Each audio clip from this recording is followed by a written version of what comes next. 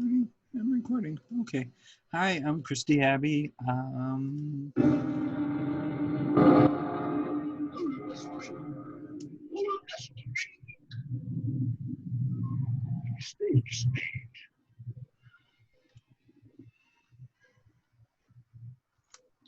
story must be told.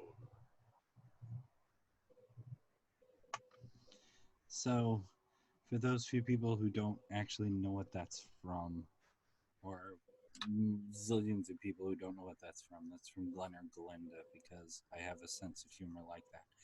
So this is our actual second attempt at recording. We got almost 6 minutes in before I realized that the recording had stopped. So we're going to try at least some of the joking again. If Levi can actually stay awake for it, or if I can stay awake for it. It's very late for me, very early for him. This is Levi Called Bird on Twitter and on YouTube, and commentator and all around interesting person I found from the first video I watched, which was on, of course, the troubles we had in with the outsider and the trans community and all of that last year.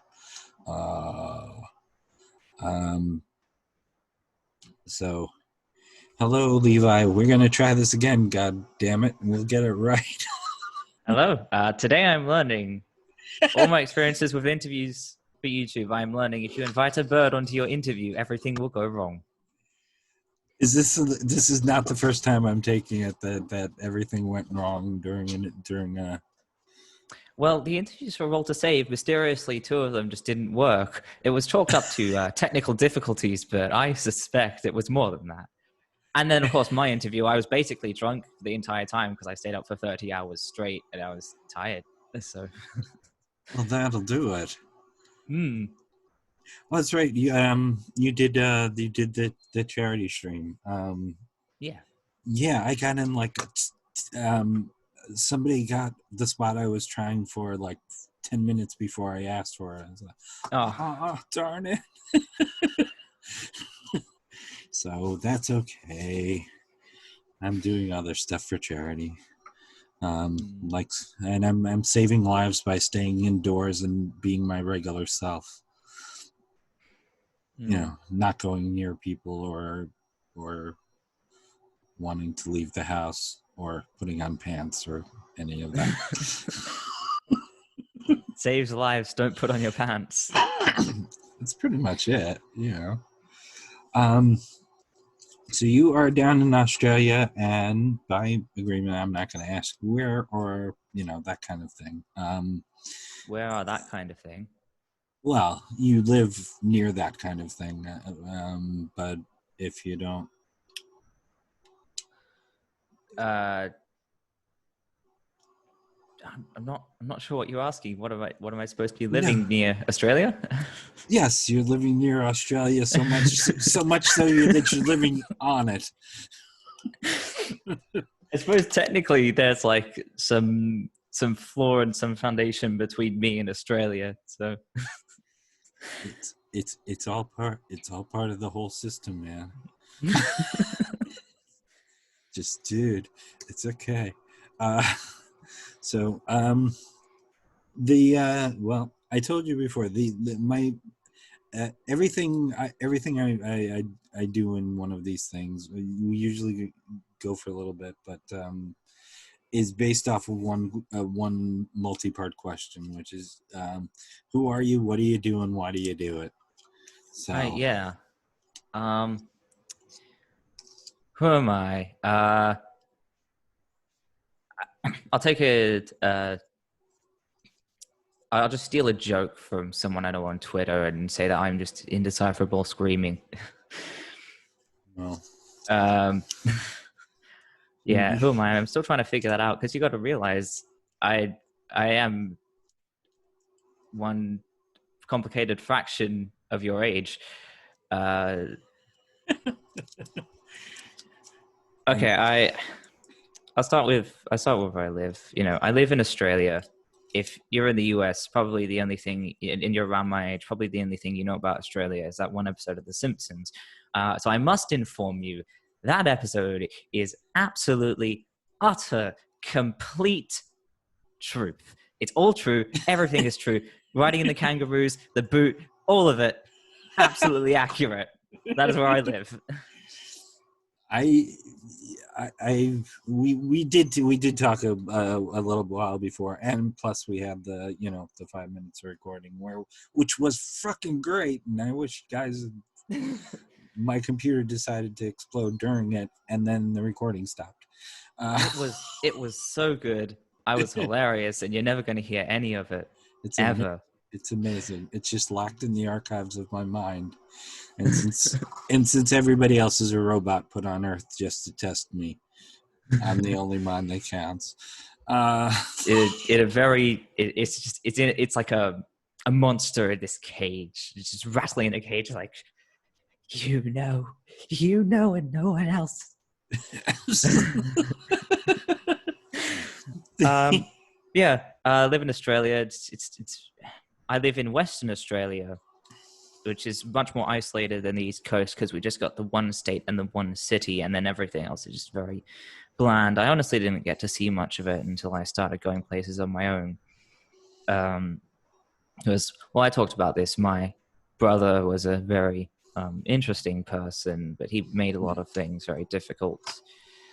Growing up for me was a very difficult experience, and I guess if I had to summarize my life up until very recently without giving anything dangerous away, it was just a struggle. It was a very lonely struggle. Yeah. But the reason why I got into YouTube was because when I was around 11, I happened to realize that the atheist community was a thing that existed on YouTube, and I had been doubting religion. I was kind of like very loosely brought up Christian, kind of, not like you'd see in the States. It's just kind of like my mom was, and we went to church and she told me some of the stuff, but just my brain was incapable of believing it.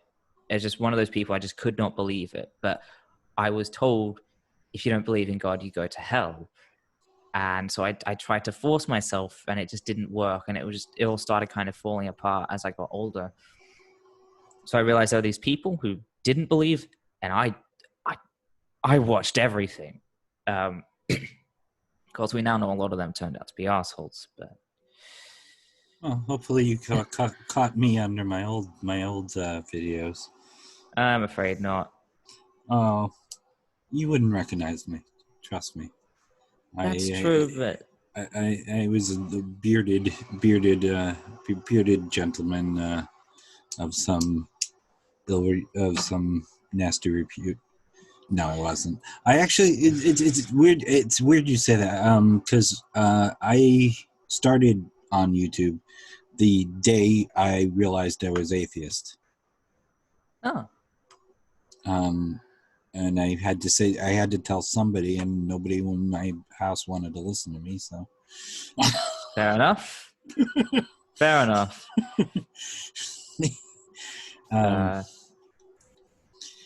But I don't think I watched anyone who is so worth watching as I imagine you would have been. I watched people like The Amazing Atheist. When I was 11, I think at least a part of the damage is because of that. But I noticed a pattern where the atheist community, there'd be an issue and they'd talk about it, and there'd be several videos on the same topic. Yeah. And I'd go in knowing nothing about the issue, and I'd listen and I'd think, okay, so that's what's going on. I realize now that was not a good way to think about it, but I was only a kid, so cut me some slack. But eventually I started thinking, I wonder if I can figure out what they're going to say before I watch the video. I started thinking critically. That's very important to me now. And as time went on, as I got older, I realized that I was making arguments that no one else was. And I realized I've got my own original ideas. I could talk about stuff myself make my own videos with my own ideas that no one else has thought of. And then I started my YouTube channel and realized I had absolutely nothing to say.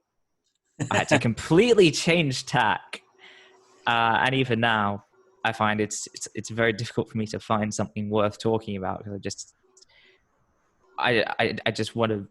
I think, oh, but that's obvious. You know, everyone knows that. Why would I bother talking about that when everyone knows? The well, yeah, the amount of echo chambery back in the day. Well, you would have been watching about the same time I came on, so 2010. Well, I came in late 2009.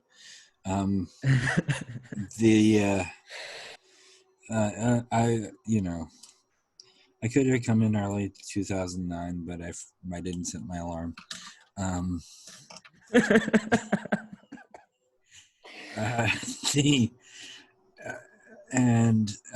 Yeah, after a minute, it was just like, oh, these are the exact same. This is the echo chamber, and everybody on this side of the political aisle is saying one thing, and everybody on the other side of the political aisle is saying other things. At least Dawkins, when he started saying bizarre shit, was saying new shit.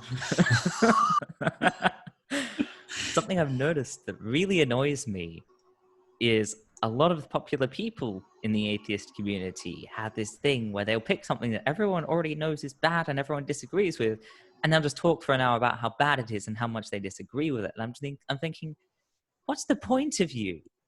What is the point of you? You were not only preaching to the choir, but you were preaching to a choir so big it's the size of the entire congregation. It is just the congregation. Yeah. For all their faults and for all their faults, the Four Horsemen were interesting because they were all saying different things. It's just we didn't know that there was stuff underneath that was a little bit wobbly. Not Daniel Dennett. Daniel Dennett's wonderful, but but he didn't make enough videos, so we ran out of those early on. Well, what did prompt you to make your first video? And I did my research, and my brain is just shutting off which one it is. My first video actually you can't find because it's privated because it was shit.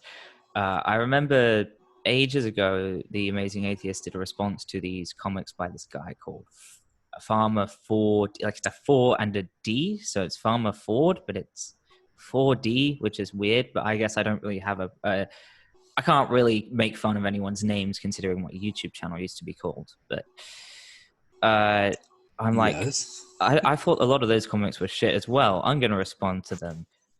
I think I responded to about 30 or no, it's like 40 different comics.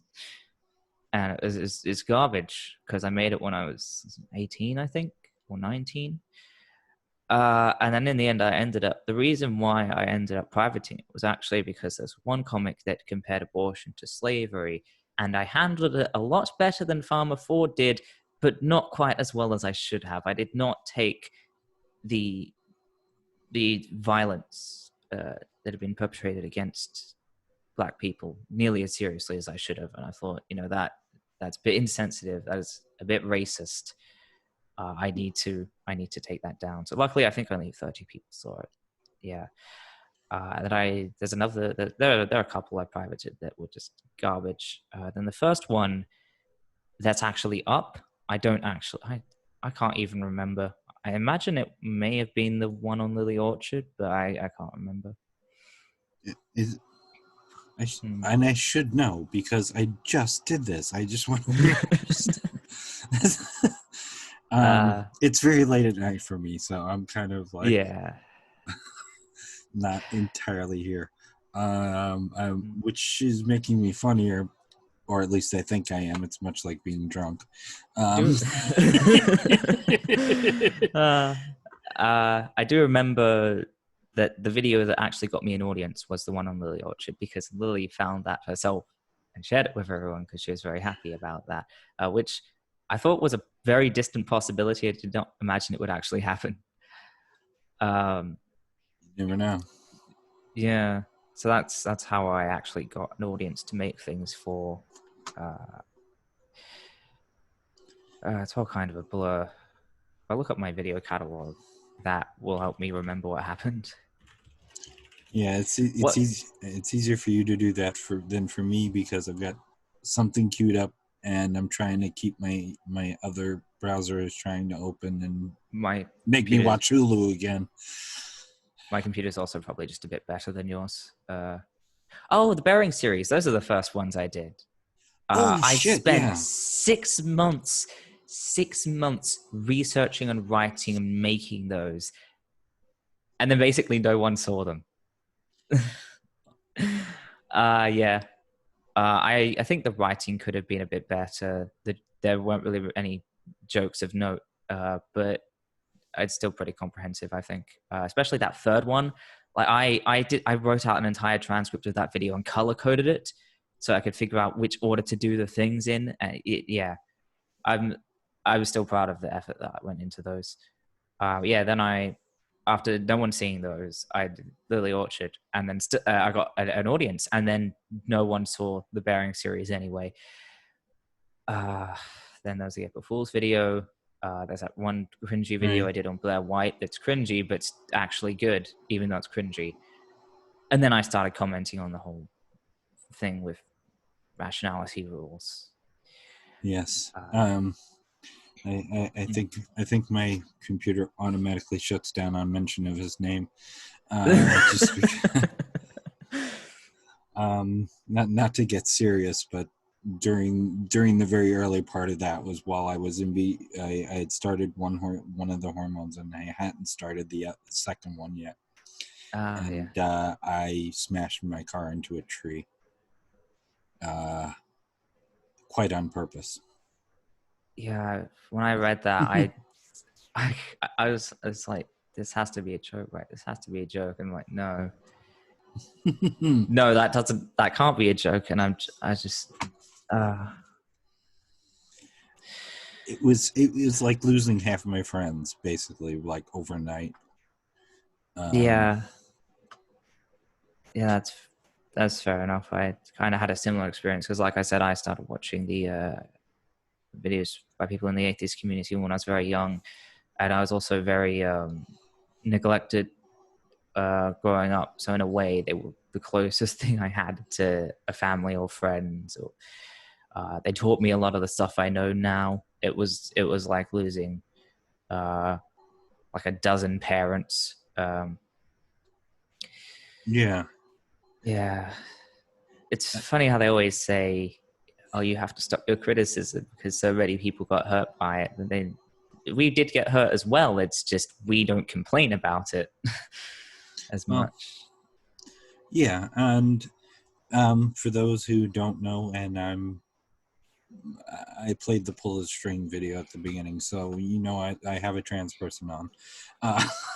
That's the only way. That's going to be my new intro. I just have to clip it out better.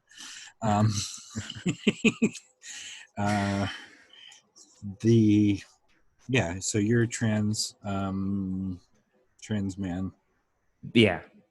I'm guessing with pronouns him. Yeah, it's also on my Twitter bio. It's just there. Blah blah blah. Trans man. I have a question. Since I have that as well. I have trans woman.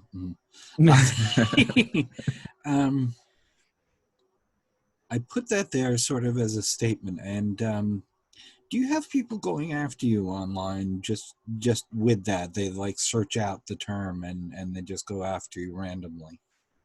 I can't say. I don't really have anyone go after me randomly online. I don't even have anyone go after me after I deliberately provoke them.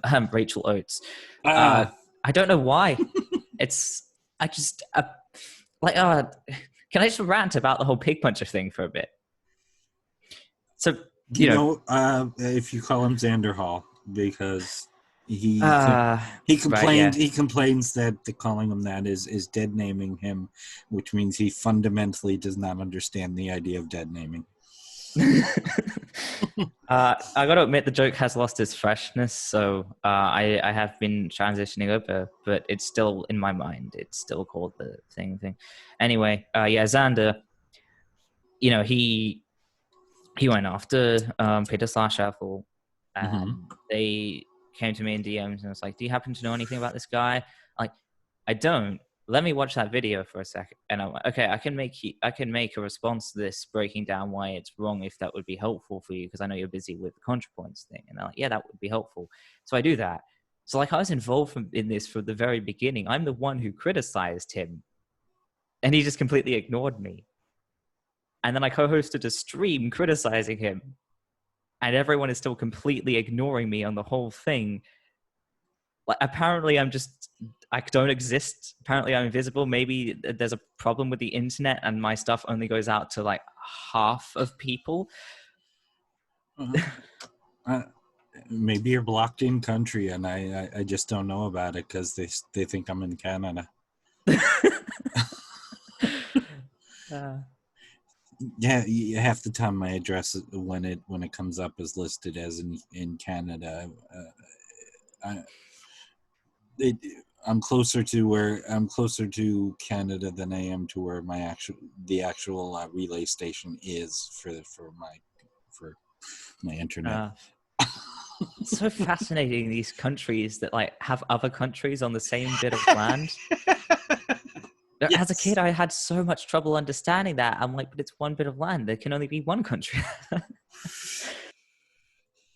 Yeah, it is, and I've been told tales of like crossing the border from the US to Canada. I got a friend who lives on this lake that's like the size of an ocean between them, and told me these tales of these weird ferries and people using it to illegally cross the border. Of course, it's okay to illegally cross the border if you're white.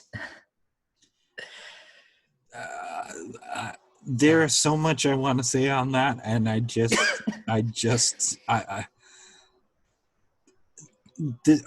say one thing, and it may or may not make sense. I used to have a Ford Taurus, a green Ford Taurus, because apparently I wanted to be an adult or something. And I'm driving along the river, and I look to my left for whatever reason, and across the river is a guy driving, or I don't know if it's a guy or a woman. He didn't know if I was a guy or a woman. At that time, neither did I. And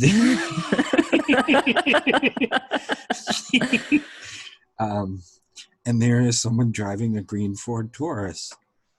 And we are just sort of paralleling each other because of the difference. I mean, the speed limits were slightly different, but the way the configuration of the land is, we were basically paralleling each other for about 5 miles. And my entire idea of country was blown apart in that 5 minutes.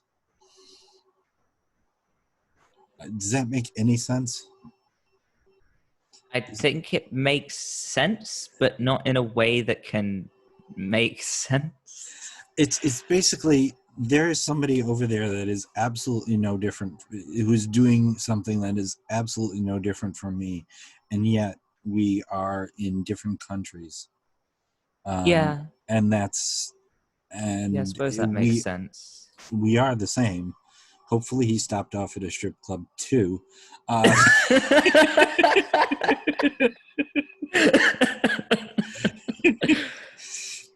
Wrong. I'm glad I'm not drinking something. That was brilliant. It was a joke. There's a lot of strip clubs over on that side of the border, but on that particular road, there aren't any over here. There's this one road I often have to walk along in the city to get to this place I often go, and there's like 3 sex shops next to each other along the pavement. It's fun time walking along there. And you You always wonder, what are you offering differently than the other guy? Is there, is it a better selection of butt plugs? I have no idea. I can't say I've ever wondered that, but I will next time I go there after I'm allowed to go outside again. Well, before the crackdown on porn in New York City, which is a weird thing that happened, there used to be a section where every shop was a porn shop, and I one day just walked into every one just to try and figure out what they were all doing differently, and I couldn't figure it out still. I'm sorry, but if every shop was a porn shop, I can understand why there was a crackdown. Well, is crackdown one of the things in the pawn shops? I don't actually know. I've never been in a pawn shop. Oh, yeah, there's a lot of cracks there. Sorry, that is the best I could come up with on short notice. Not all of mine are winners. They don't pay me the big bucks for my yet. So still, I should say, I'm 55, so still is pretty much operative instead of yet. I'm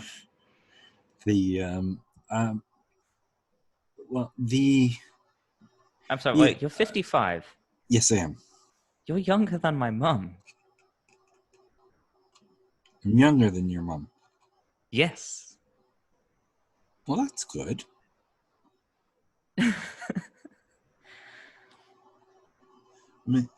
my younger, well, you're older than my youngest child, so that's helps. 35, that's 37 and 18, so you have a good chance of being younger than one of them, and most of the I've only entered out of the 20 now I've done of these, two people are older than me. 2 people are older than me. Yeah, 2 people. Okay, so there are some out there. There are some. Anyway, we're talking about who I am, what I do, and why. You did say you had a pretty good idea of what I was doing, which I find amusing because I don't.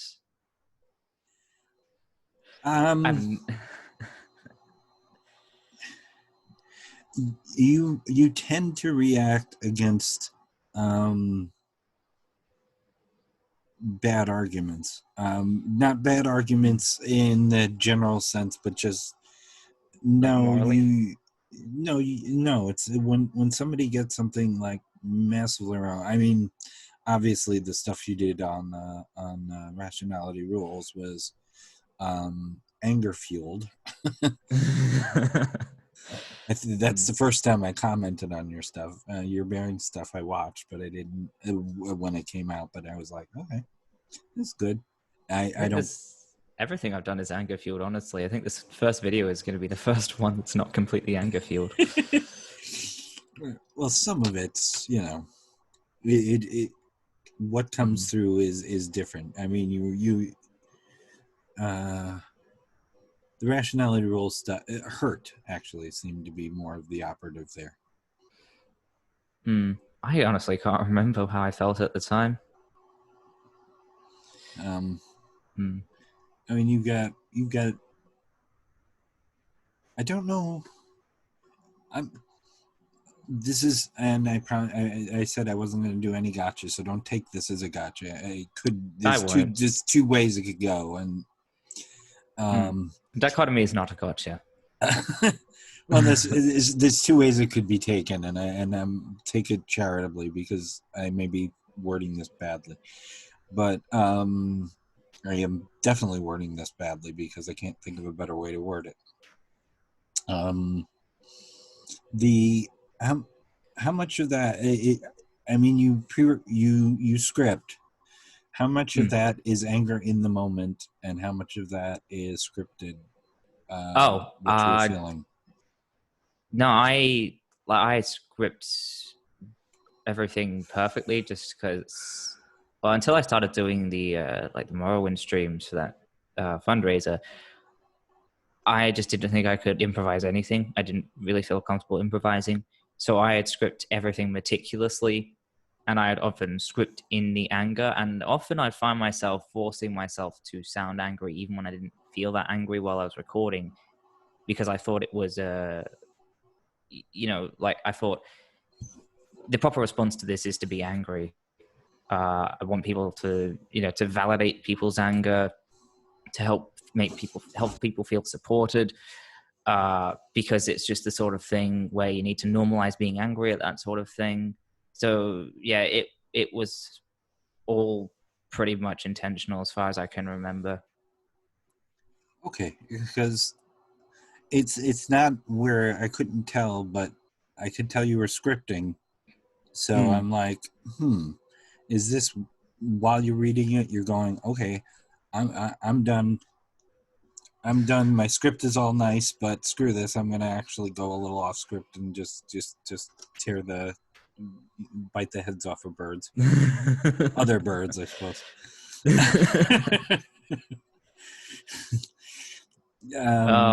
I just had the worst thought.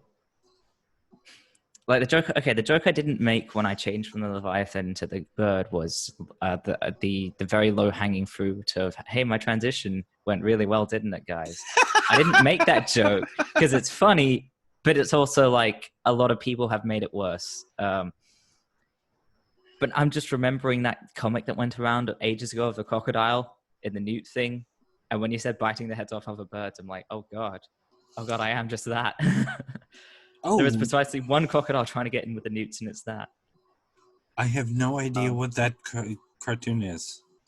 There was a cartoon that a newspaper released. I think it might have been The Sun, but don't quote me on that, where they portrayed trans women as crocodiles trying to get into pools to eat newts, which doesn't make any sense on any level. And they're like, oh, it's okay, I'm transitioning as a newt. And it was, it's just the transphobic, transmisogynistic scaremongering bullshit. Yeah. I'm sorry if you want to cut that section out. No. I am fine with that, and I do have a comment on it. But it's the thing that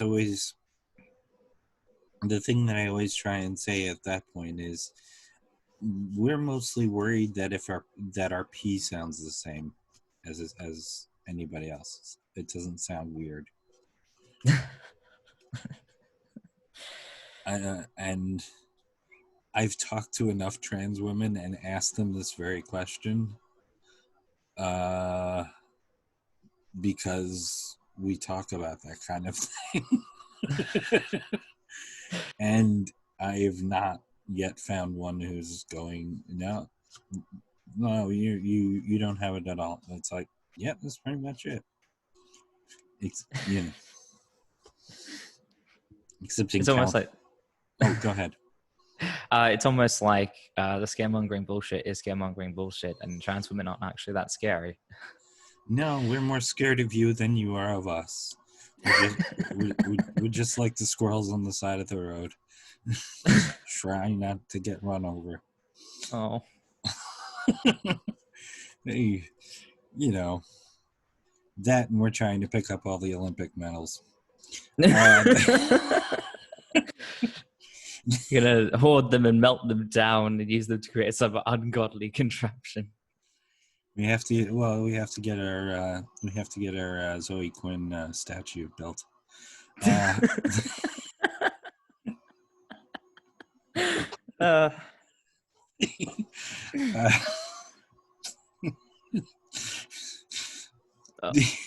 I didn't expect to be in on a conspiracy today, but I fully support this conspiracy, and I'll do everything in my power to make it a reality.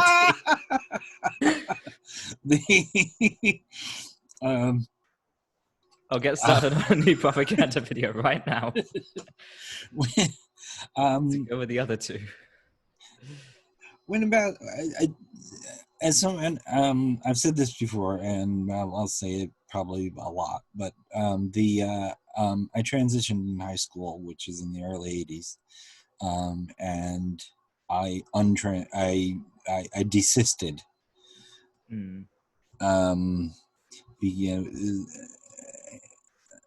I'm one of the people who skew the statistics that people keep throwing out at us. I'm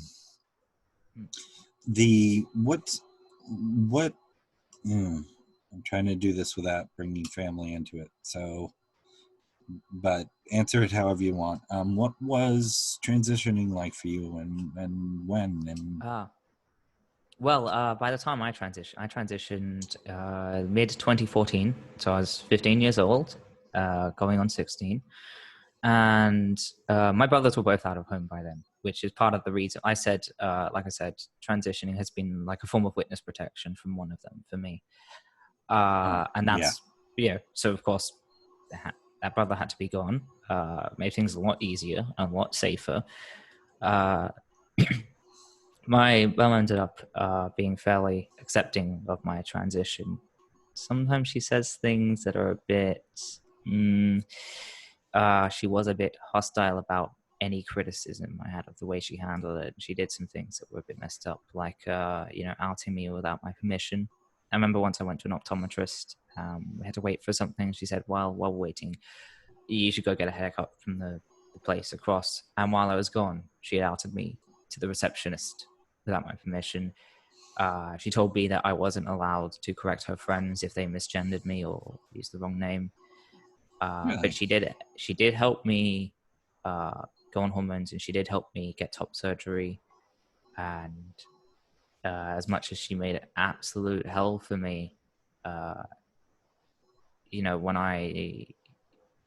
because I didn't trust her, she does use the correct name, and she did eventually start using the correct pronouns all the time, and not just when she thought I wasn't listening.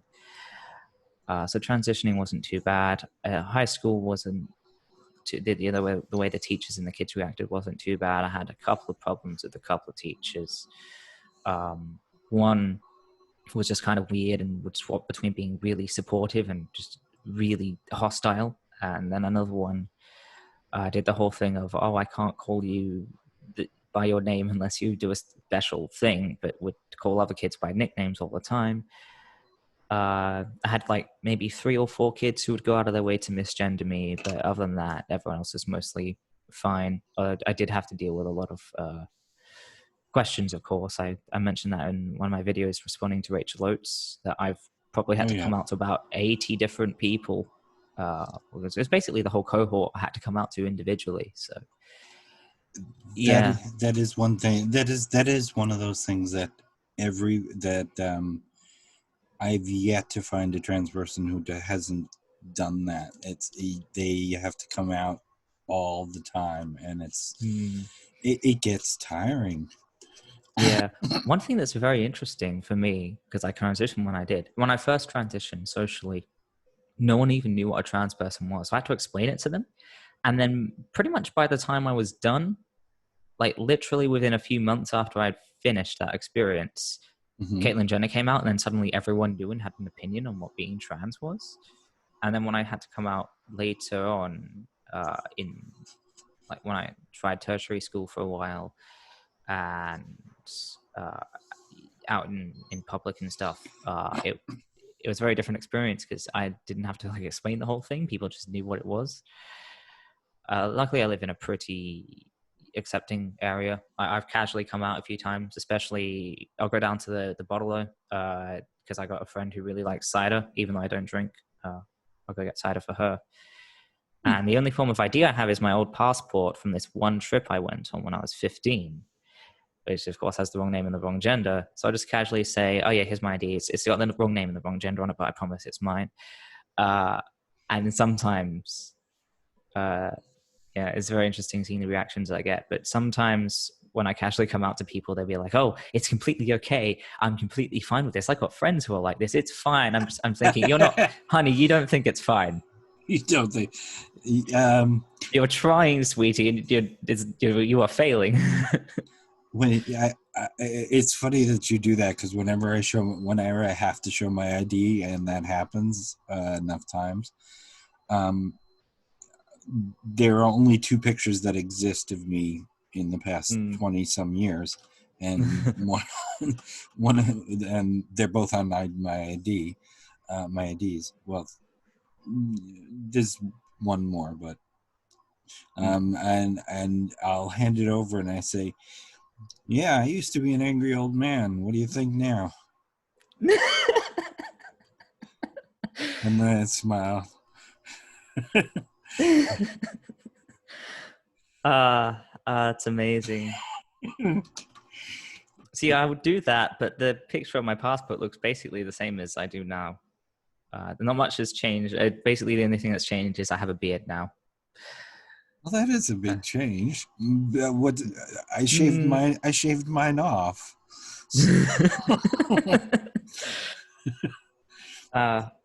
The only picture I have of me basically pre-transition is for some reason we had to have library cards in high school, and somehow they had our pictures on them. I used to carry it around just so I could show people, and I wouldn't tell them. I'd just be like, oh yeah, this is what I looked like when I was 13. And 99% of people said, your parents must have hated you. And I was just thinking, okay, you're not very smart. Not picking up on the thing here. They're not picking up what I'm putting down. No. I'm kind of a privileged bastard. I often make coming out a game. Like sometimes I'll tell people what my name was and see how long it takes them to figure it out. Well, your dead name is at least where I'm from is kind of gender neutral. Which see, I got told, someone told me that once at a bank, and I don't understand. It's never been. It's maybe it may be just an American thing, and that person spent way too long in our green and treasured. No, that's Britain.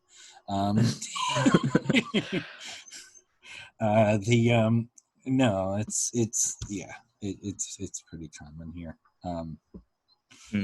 I've had friends with that name. Yeah, a lot of people have. So mine was just Christopher, so it's not exactly like it's not exactly like I worked too hard. Getting the Ann in it was the hardest part. Deciding I wanted Christy Ann instead of just Christy. I wondered if I interpret it as you being even less creative and thought that your birth name might have been Christian. Oh, yeah, that would make a good Christy Ann. Yeah, I suppose it would. No, it's just Christopher. Well, Christopher is what my adopted name is. Well, it's complicated. I told you my full birth name beforehand. So but I was born in America in the 60s, so having a Portuguese name was not on. Racism. Lovely. So they just changed it pretty much to the American versions of everything. What was an interesting experience in high school is everyone thought that the new name, that they thought it was like a rule for trans people that the new name you chose had to start with the same letter or be a similar name.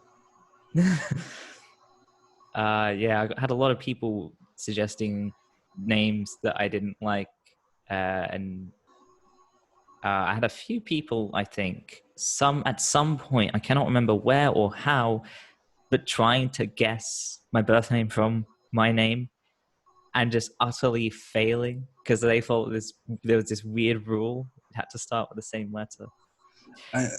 I enough people from my generation's cohort before they came out, they would switch to initials. And then they would slowly introduce the new name with the same initials. So it is actually a thing. It's just for much older people than you. That's a good strategy. Yeah. Personally, I just Yeah, my birth name, I just thought, oh, this is bollocks. I'm going with something completely different. And so I did. Yeah, I'm one of the strange people, the trans person with a trans son, who came out a few months before I did, just so you know. I always have to say that. How times change. Yes. And who was very distraught because who also shares a Chris name, a version of Chris, as legal, who was very distraught to find out that while the name chosen had a similar lilt, the actual short version of it was Chris. And it was like, no, I don't want to be called Chris. How did this happen? You chose the other name. Did you not know that the short version was Chris? It's like, no, it doesn't make sense. I'm not Welsh. I don't know. You chose a Welsh name.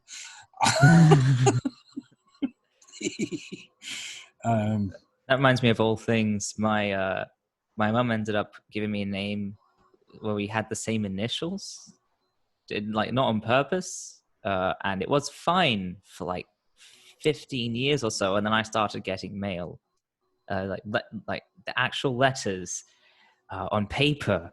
Ooh, that's weird to think about. That was a thing. And it was very hard to tell who it was addressed to, especially because I kept getting her title wrong. Yeah, my mother Christina had nothing. She didn't. She wasn't trying to. No, and my sister Christine, who had nothing to do with any of it. You know. Like, is this just a rule that everyone in your family has to be called Chris? So is my child. So just a very different variant, and I actually had to. Part of the picking of Christy was okay, what isn't taken?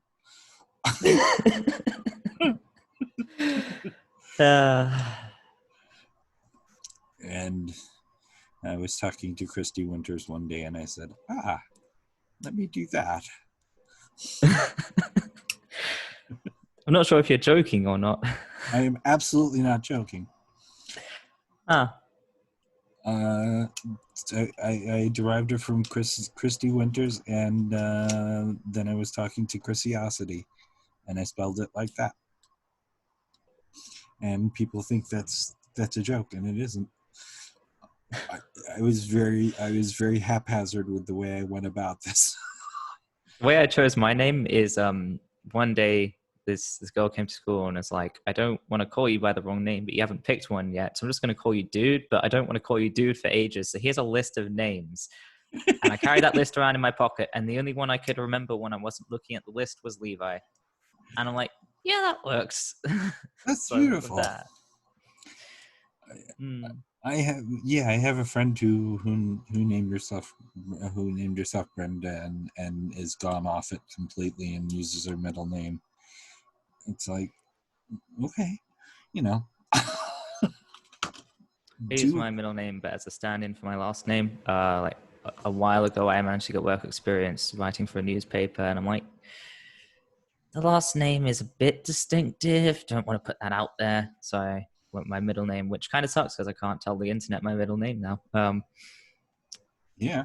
But part of me is so tempted, though. Like, Bird is an awesome last name. There's a part of me that is legitimately tempted to go get another deed poll and make that my actual last name. But I can't do that because then the internet can find me. Yes, as I have said, Abby is not my last name, my legal last name. It is my ex-wife's one, or the first Mrs. Abby. That is her legal last name, and is my child's legal last name, but it's not mine. Is that confusing? Nah, not really. we were asking at the hospital as the second Mrs. Abbey was in labor, if we had to use our legal last name. And they said no. I said, cool. Fair enough. I figured that my child would become the third Chris Abbey to use the name as a professional musician. I took it when my mom dropped it. Okay. So it's a long and weird, and people go, okay, fine. But my middle name is Lanza, because I wanted a Portuguese name. And my father's name is Alonzo, so Fair enough. the father I liked, not the one. I got my middle name from Star Trek. Yeah. I am a dork. It's okay. You're trying to guess which one.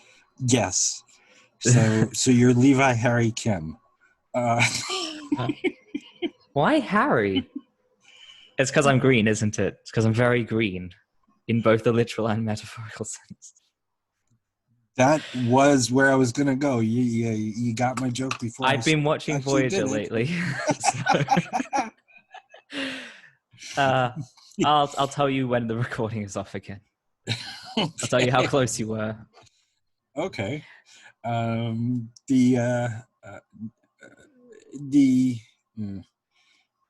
name, it's just a weird, names are weird and they're very personal. And the first time the second Mrs. Abbey called me Christy, she was trying to get me out of the street because there was a car coming, and I just froze because it was the first time anybody had called me by it, and it was like, that's very counterproductive.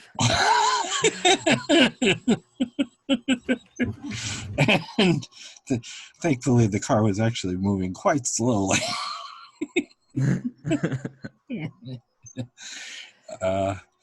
Or else, I could have had a blissful moment before death. There we go. As should everybody, I suppose. That's very Leaving Las Vegas, isn't it? Oh, fuck. Sorry, I'm doing references that you have no idea what I'm talking about. Yeah, I'm mostly just distracted because I decided to look up a rose by any other name would smell as sweet, and then try and come up with a way to make it a clever rejoinder to the conversation about names. It's not clever, but it is true. Names are very personal to the person who has them, and for everyone else, it's just like, fuck it, a rose by any other name. Yeah, that's true. Or at least in an ideal world. For some people, not as much. I don't know. Like I said, my kid gets absolutely freaked out by being called Chris in any fashion. So it's like, all right. And the spell is broken. Insert trashy charmed reference here. Yeah. And I don't say, I said, I called him Chris once, and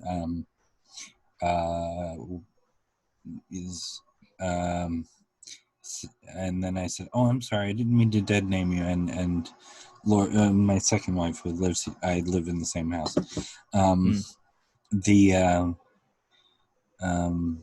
She said, "I don't like the term dead naming. It's very disrespectful to the parents." I'm like, I'm the one who gave him that name.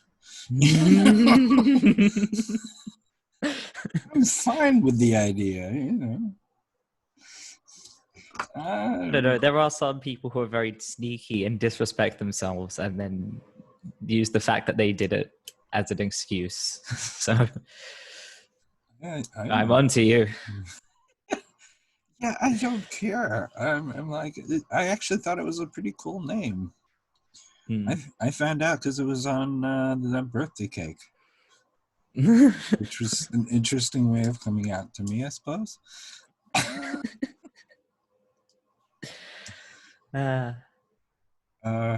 And see, you said you had weird, but weird's kind of my jam. Hmm. I mean, not bad weird, just strange weird. Well, that's unfortunate because I was going for bad weird. Yeah, I have a lot of bad weird, but I try to keep the good weird more. Although I suppose I could just knock on my kid's door and say, "Hey, Chris, come here," and just start an entire screaming match. uh, That'd be fun. hmm. The only bad weird I'm finding, the kid is applying for a job at a supermarket because they're hiring right now, and I'm like, I do not know what to say here. So I'm going to put that in the bad weird category. I guess I'm lucky in that I've also been trying to get a job at a supermarket, but I've been doing it through a job agency that's specifically meant to help autistic people. And they've got no contact because of the pandemic. So I basically just to get a few months to do nothing for a while. There's been a lot of delays around that. Like initially I thought it was going to be coming up in February and I was going to have to juggle that and roll to save. And then it just inexplicably got delayed until COVID hit and inexplicably got delayed some more. It's yeah, this is I like that I've started up my channel again because, well, first of all, getting paid is nice, but that's not why I do it. That's not. I never care. I'm so bad with money. I just don't care. The it's just the getting the being able to be social. Yeah, that's important as well. Yeah, the nature of my channel is very social, so it's by isolating from brain thing, brain shut off thing. You know, Australia has been handling a lot better than the U.S. because we're idiots. It does help that even in the populated areas, I think it's less densely populated. But here especially, I think we've been handling well just because there's no one here. Absolutely no one. But yeah, I'm surprised, honestly, that we managed to get off this well, considering how ScoMo handled the fires. Considering how ScoMo didn't handle the fires, I should say. I was told by my one of my housemates that I should ask about the fires, and I completely blanked on that. So you brought it up. Well, the thing is, I have nothing to say about the fires because where I live, I was so unaffected by them. The sky was blue the whole time. Oh. Yeah. Western Australia is just fine, especially we get bushfires down south just periodically, normally, when there's not a massive crisis going on. But they never get this far. We just have no fires here. We have no natural disasters. We've never had a fire, a flood, an earthquake, a cyclone, nothing. It's very, very uneventful where I live. But spiders. It was nice. The craziest thing we had was the hailstorm of 2011, where I think we had a outdoor chair break, and that was it. For us, at least. Some other people got some more substantial damage, but for us, outdoor chair broke with like one strap on it got damaged, and that was it. I was gonna say I've heard of the hailstorm in 2011 in where you are. Yeah, it was a big deal for some people, and I definitely remember it because I was only 12 at the time. Yeah. And suddenly there was a storm worse than any I've ever seen, but it was very tame considering what a lot of people go through around the world. Yeah, I was gonna say last time we had a big ice storm here, a tree came through our bathroom, which is probably a little worse. But Buffalo's known for the ice and snow. They're very pleasant. I guess we did have only a couple months ago. We had a leak in the house. We had a flash flood, And I was just going around like, oh, okay, yeah, close the windows. And then I noticed water pouring in from the ceiling. It turned out we had cracked roof tiles. And so water was getting into the roof and then going through like a lock on the sliding door.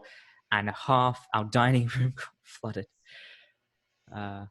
We just needed to put all the towels on the floor. So that was, there was that as well. But still, I would not last a day in snow. I don't know how people deal with it. Get used to it. I like it here. I get hot very easily. I mean, I am hot, but you know. I gotta admit, the heat here is a bitch. Especially for some reason, it's been worse since I went on T. So for like half the year, I just don't wear shirts because it's just so hot.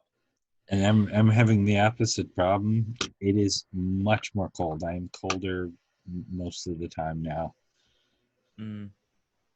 I'd have the air conditioning on 365 days a year, but now I have to bundle up.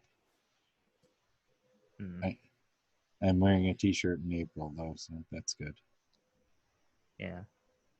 See, I told you I was going to just start looking sort of off camera. That is an autistic.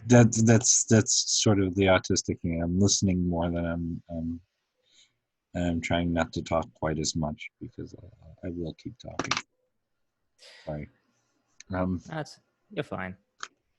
You know, I think I'm good at eye contact, but I come to think of it, I do tend to fidget a lot. And you can't see it, but I have been looking at random things while we've been talking.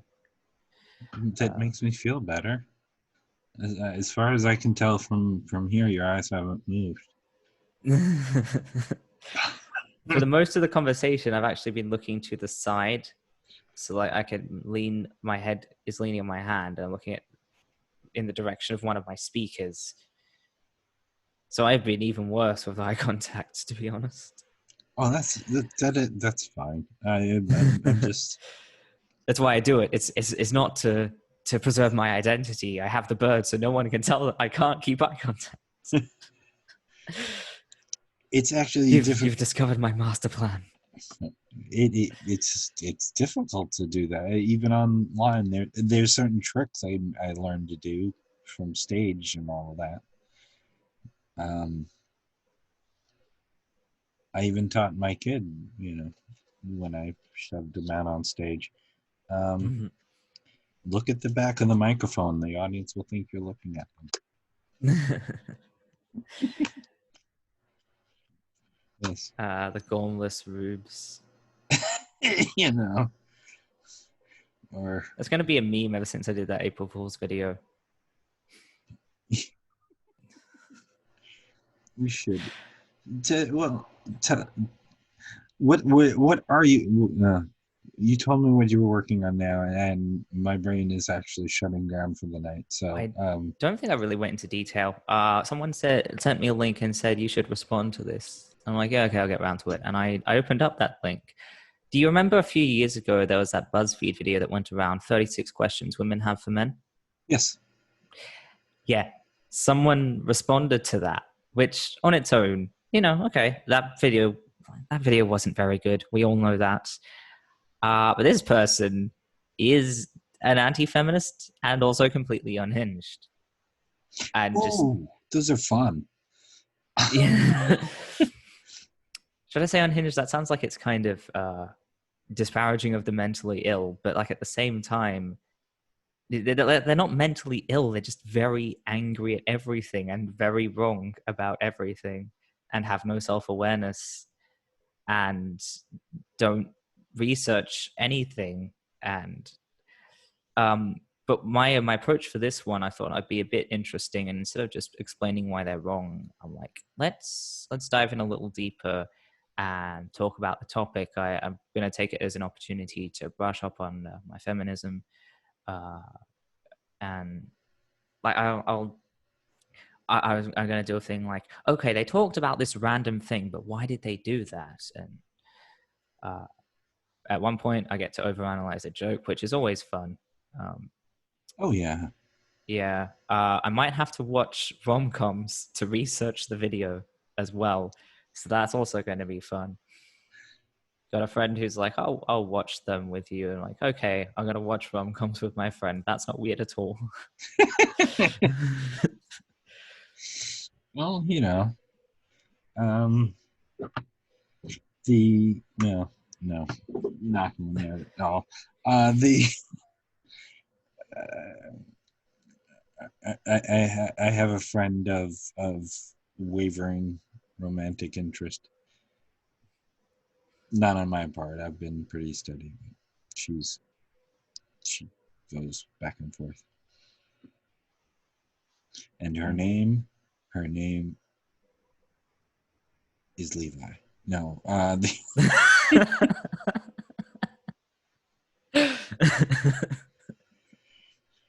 strange choice, but sorry. I was going to. Okay, your turn to say something. Say something amusing because I'm out of amusing. Well, I I was think. just going to say, my friend is not of wavering romantic interest, and I'm not. I wouldn't say that I'm fairly, steady or straight in my lack of interest. I'd say that I'm very gay. Oh, okay. Yeah. So yeah, she and I are just gonna watch rom-coms totally platonically.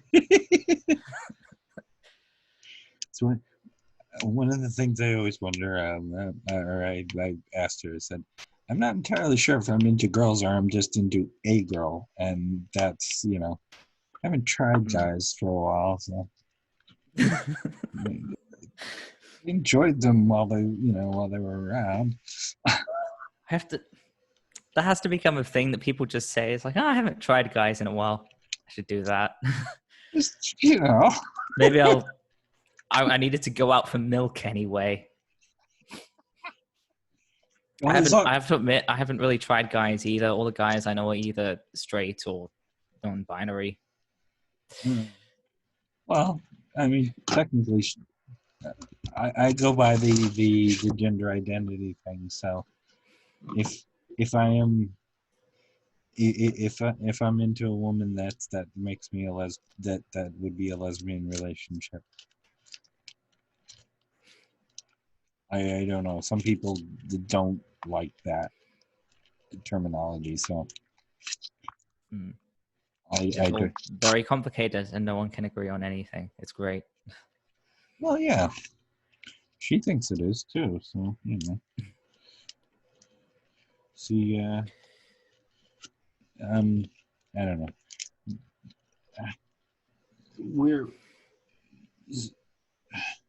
I had something to end with, and I've lost it.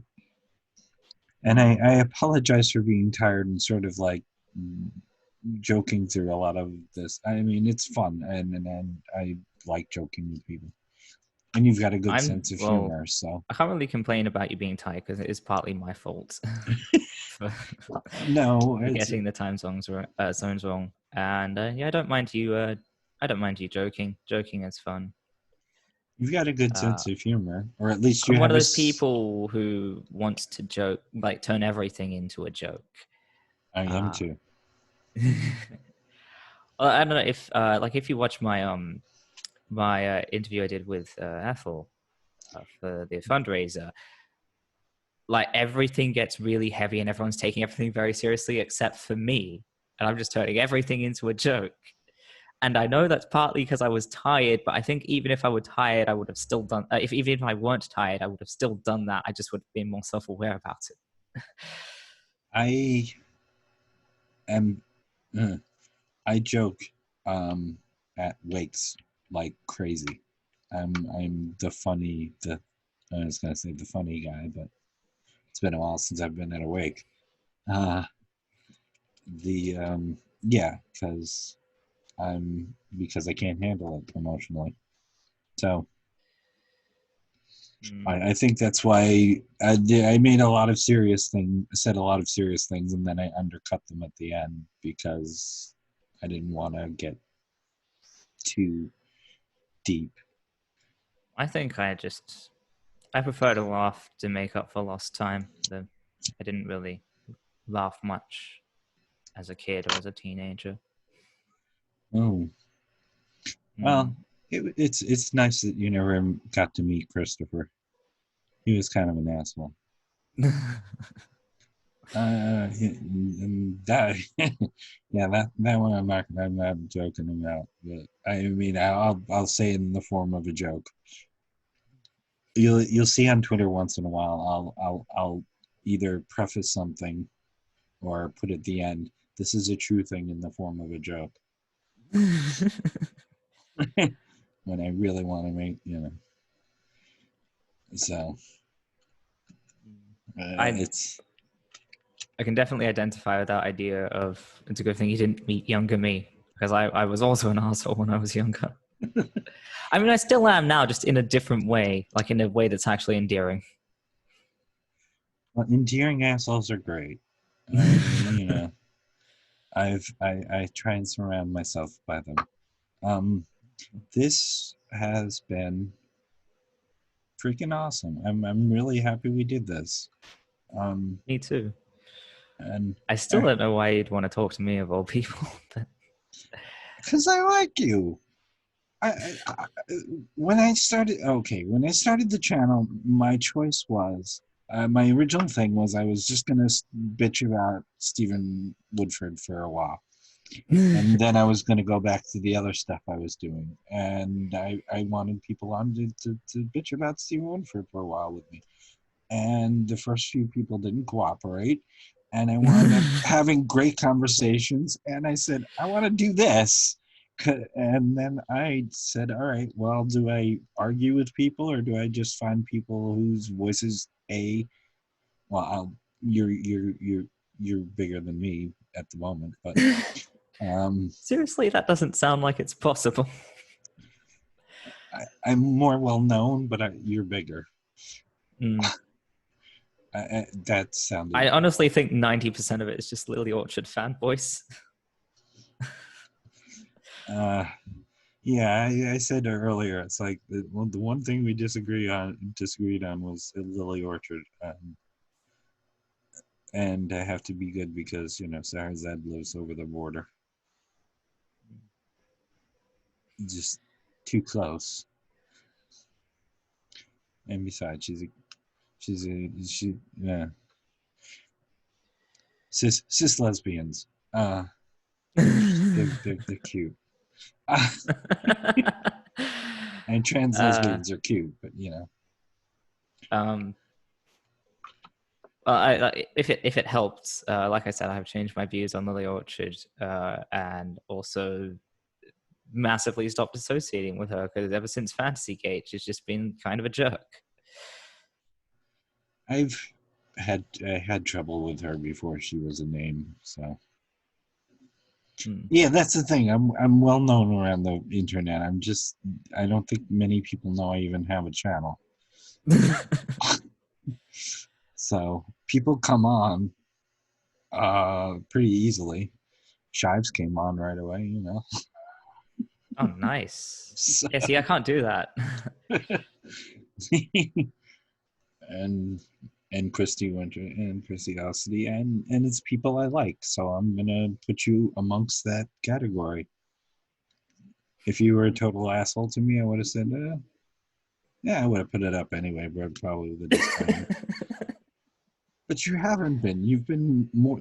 I thought you were wonderful before, very someone I got along with well and who I understood. I think before.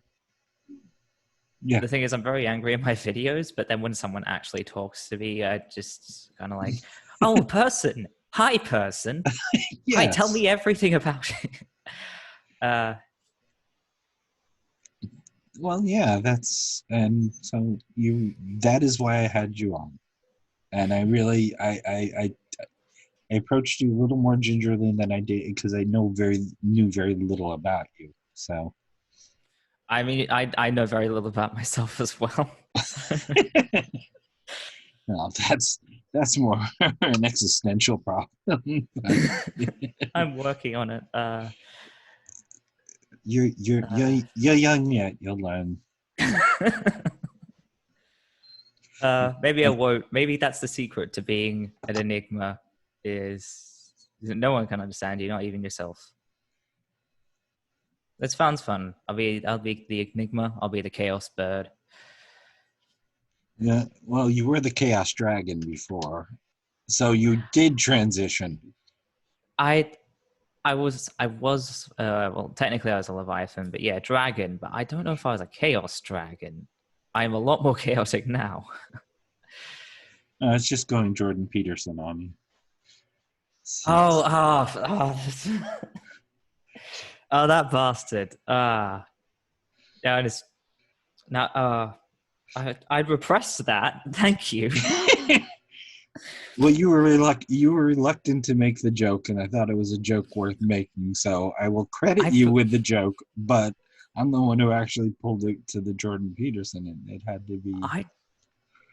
I'd forgotten about that. I'd repressed it. I pushed it down into the deep, dark depths of my subconscious, and now I have to remember it's a thing again.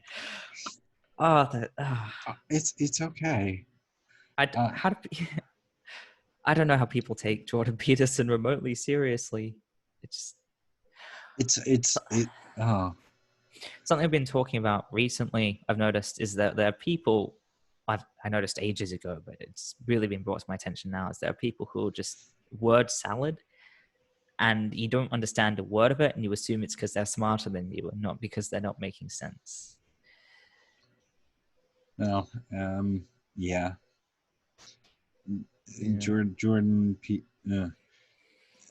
if I can recommend a channel to you that you would probably enjoy, her name is Cass Eris, Cass Eris.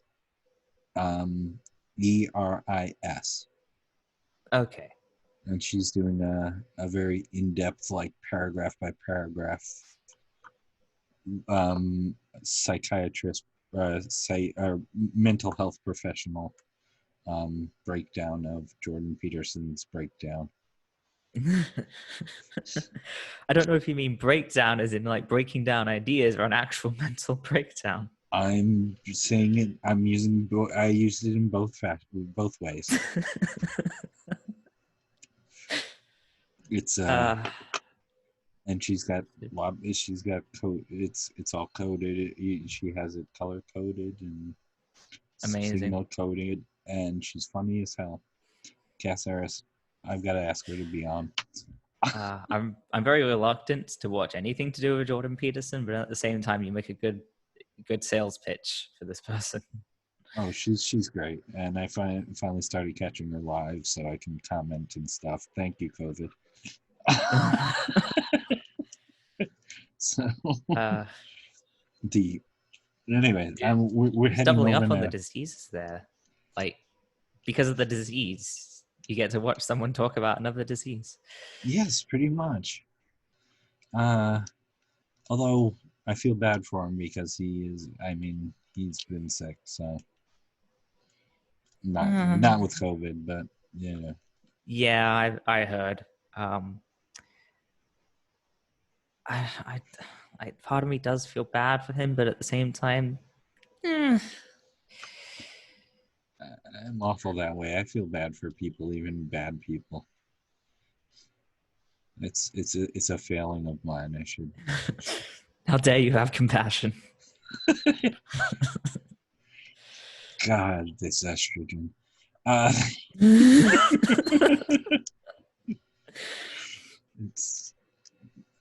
And I was like that before. I mean, I was mean, but I was more, self-loathing. I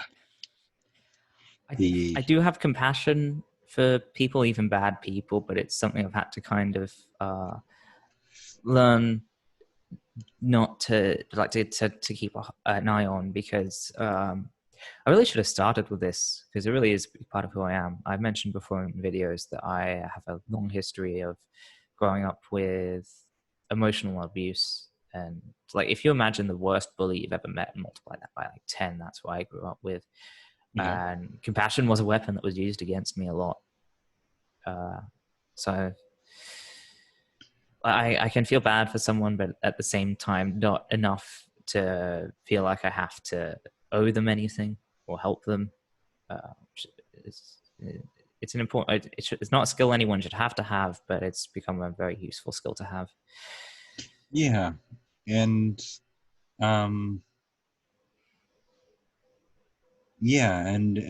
it's hard. I've mentioned on my videos, my first stepfather was a Nazi, the person whose actual name I bear. Oh God. Um, Oh and wow. and so I'm old enough where I could have a stepfather who was an actual Nazi. I do not understand a lot of things about how I know how he and my mother got together, but each and but he died of Alzheimer's, and I found out about 3 years afterwards. And oh yeah, just to give you an idea, all three of us who bore his name changed it as soon as we turned 18. Fair enough. uh, For a while, I was worried my last name might have connections to Nazis because it is a German name. And then I realized I did the maths because I said my mum was older than you. My dad was even older. I did the maths, like fathers. Oh, yeah, no, that goes before the 40s. So I dodged a bullet there. Then again, I suppose the name does carry down the line. So maybe, I don't know. I might have to look into that. it's I think of him a lot, which is sad. But my reaction to him having Alzheimer's is to call him my father, who I didn't know most of growing up, and and I didn't get him. I got his wife, and we talked for a little while, and I just said, I hope the memories that went first were the ones that hurt him so badly. And I've tried to keep that mentality, that in my head as the person I want to be, is someone who could say that.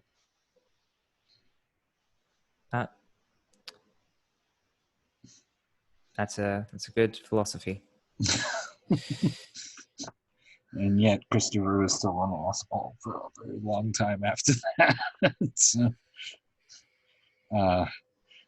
anyway. I think I've found myself going through similar. Sorry, I know it's late for you. Oh no, please! I'm enjoying this. I would go hours. I'm fine. Yeah, something I've been thinking about just the past couple of days, because I knew we'd be talking about my work, is initially I was just so angry about everything. Yeah. And lately the world seems like it's a much less hateful place as it was when I was younger. I have pretty good reason to be angry and to be apprehensive. I had a lot of reasons for that, but yeah, I'm not exaggerating when I say that it was literally me versus the world. I gotcha. But yeah, lately the world has seemed a lot less, for no reason in particular, has seemed a lot less hateful and a lot less scary. And I found myself trying to be more patient, and I don't know. I'm grateful for that. I hope that the next few videos I make can be. I don't know what the word is, but I hope one day I can live by that philosophy, I guess. That's it. And it's not that's it. It's work. But especially, oh yeah. And if I don't know if your ASD is of the type that's very trusting. Yeah, I think so, because despite everything I've gone through, like I've been deeply hurt by everyone in my immediate family. Yeah. Maliciously by most of them. And I still find myself trusting people pretty much immediately. So I'd say, yeah, that makes a lot of sense. I didn't know there was a kind of ASD that was trusting, but that sounds like me. Well, what they used to call Asperger's, I mean, that's one of the things is just, trusting. And Huh. I was diagnosed with autism, and that was back when they were different.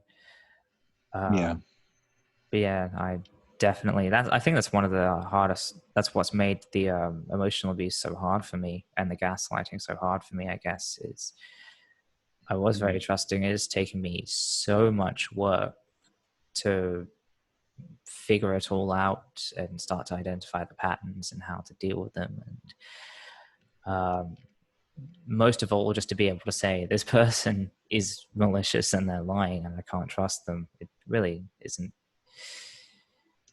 It's not something that came naturally.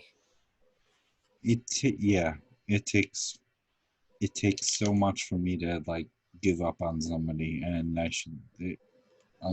sadly there are people I should give up on much sooner. But then there are people who get better, and then it reinforces the thing I want to believe. Oh, we're ending on a melancholy note. We should Jordan Peterson. What about that guy? He's really silly, isn't he? Oh dear. Okay, here's a tough question. Okay. Who's worse, Jordan Peterson or John Doyle? Oh, John Doyle. Fuck John Doyle. That's not even a question. I was watching. You won't know this, but I was watching John Doyle video before Levi came on because you hate yourself. I must, because I keep forgetting he exists, and then I'm reminded. And he did a thing that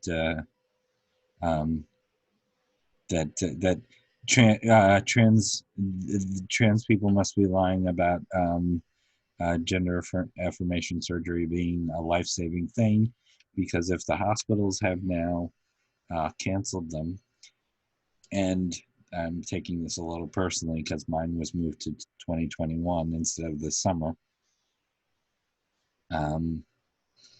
then if it's life-saving, then it must not be life-saving, because then the hospitals would be doing it while the COVID's going on. And like, that's not how things work. That's not how anything works. I gotta wonder if he's ever heard of something like I'm trying to think if there's anything that would eventually kill someone other than a psychological based thing that the hospitals will be putting off, but I don't know enough about medicine for that. But like, there are things that won't kill you immediately that will eventually kill you. There's a lot of them. Sure. Yeah. I mean, they're just still doing cancer surgeries. They're moving some cancer things that aren't bad out, And and Mount Sinai is where I'm going, so that's like in New York City, and they're a smidge busy right now, and I don't really blame them for not taking me. No, you will do it in June, like we agreed. There's probably some weird like capitalist thing of like you have to honor the contract no matter what. Yeah, I'm definitely not gonna do that. As long as I get to see My Chemical Romance in September, I'm glad we didn't get to. we couldn't get tickets to the Toronto show, which is great because that was canceled. So,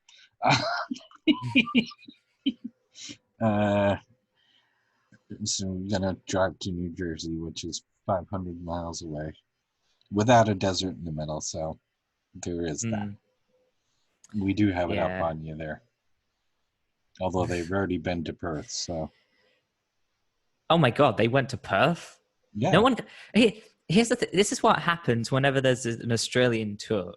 Is they will go to Brisbane and Melbourne and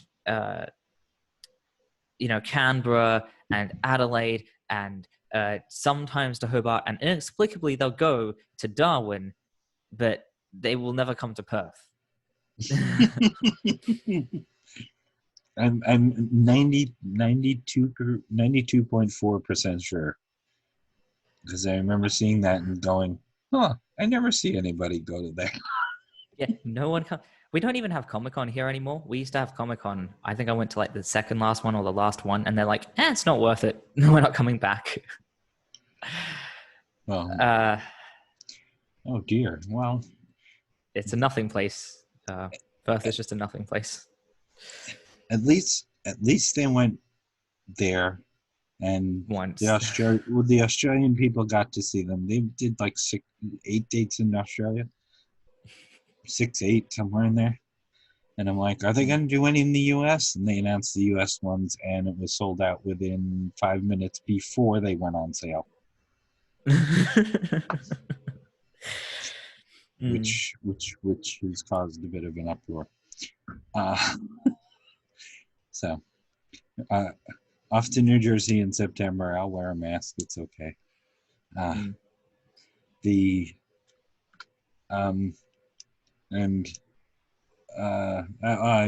said the joke. I said, okay, we've been getting too serious.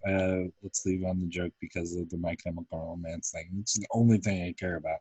I promised my kid like 6 years ago if My Chemical Romance ever got back together and toured that we would go. And we're going. I didn't expect them to ever get back together, but by golly, I will honor an agreement, and I love My Chemical Romance more than my kid does. So,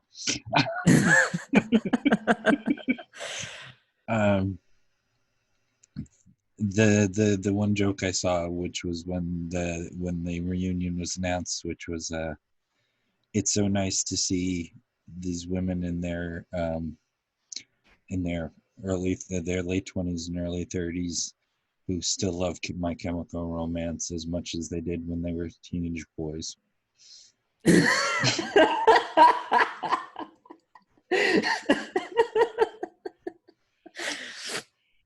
And I related to that a little too much.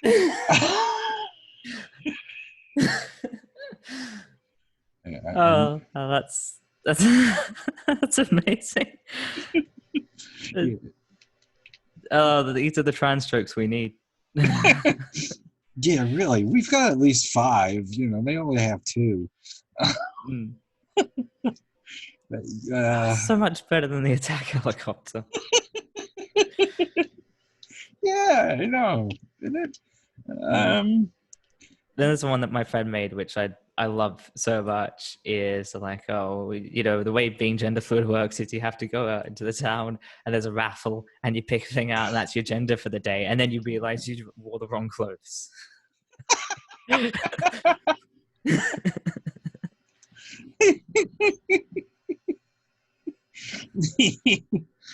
Yes, we have better jokes. If anybody's gonna everyone else on the left has better jokes. My jokes are terrible.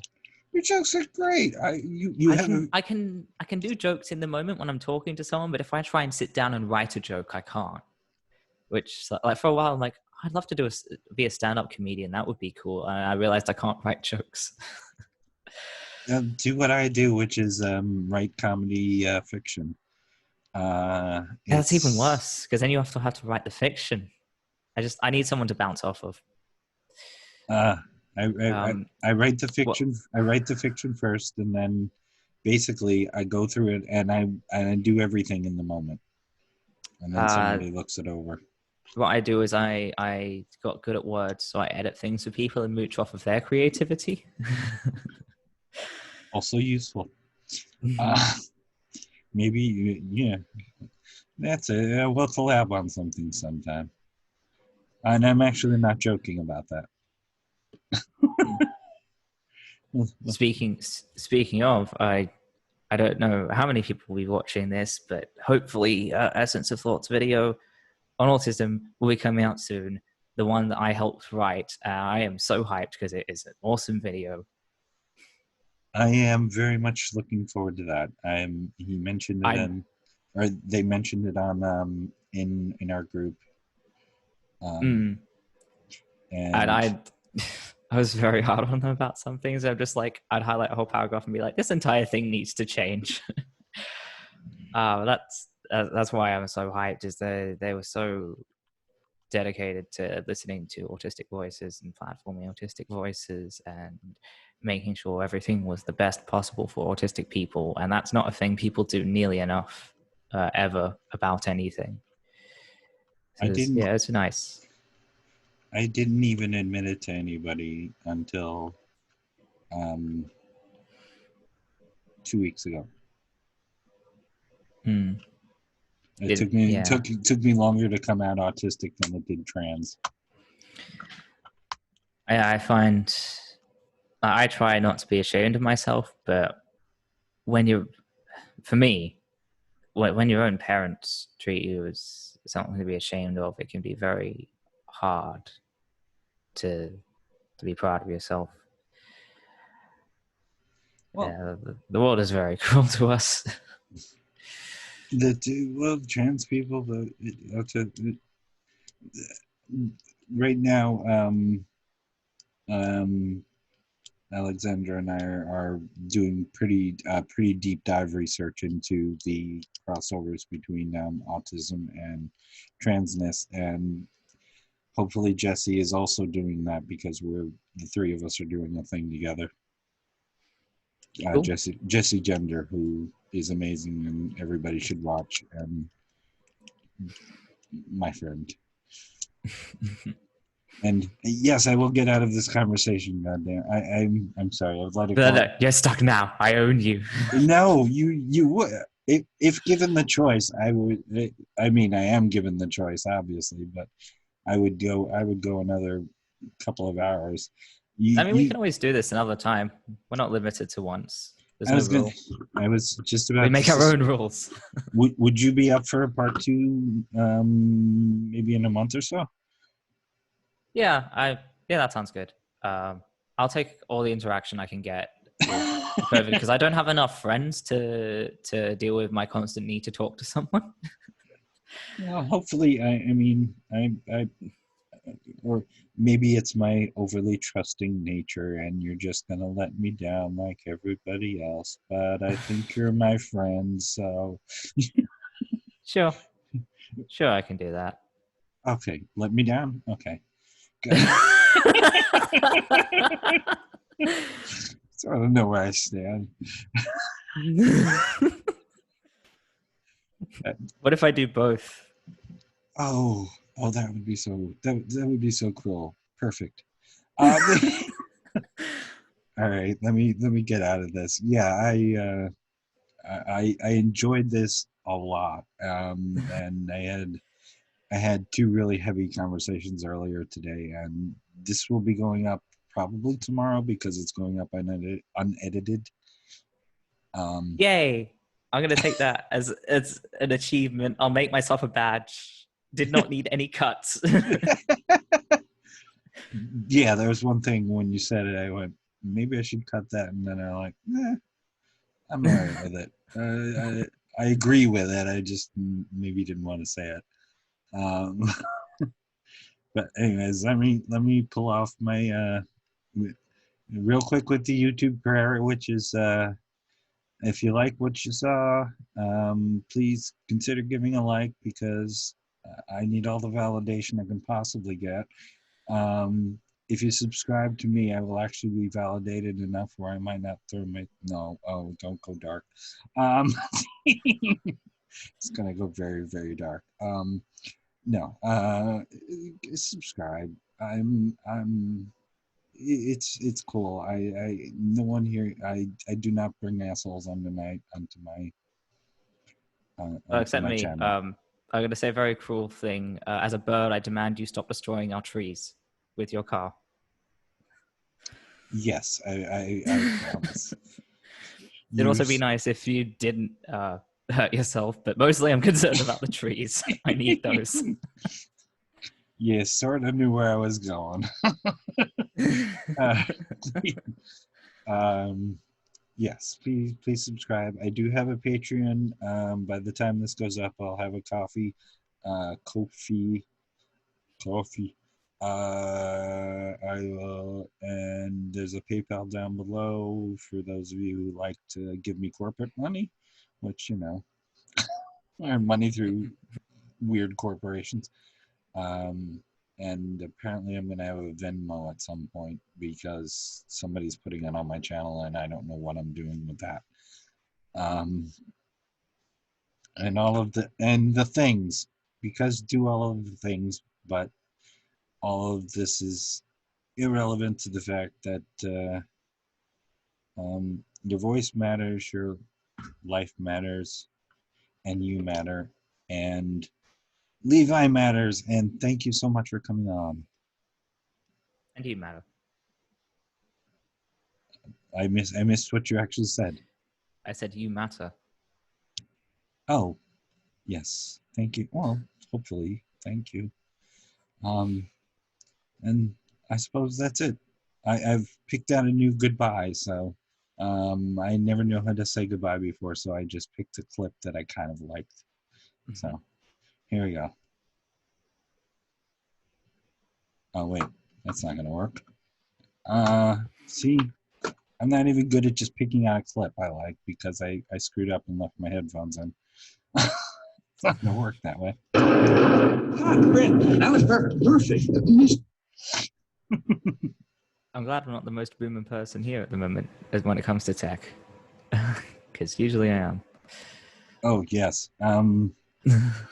It's sure, All right. Bye, everybody. Say bye. Bye.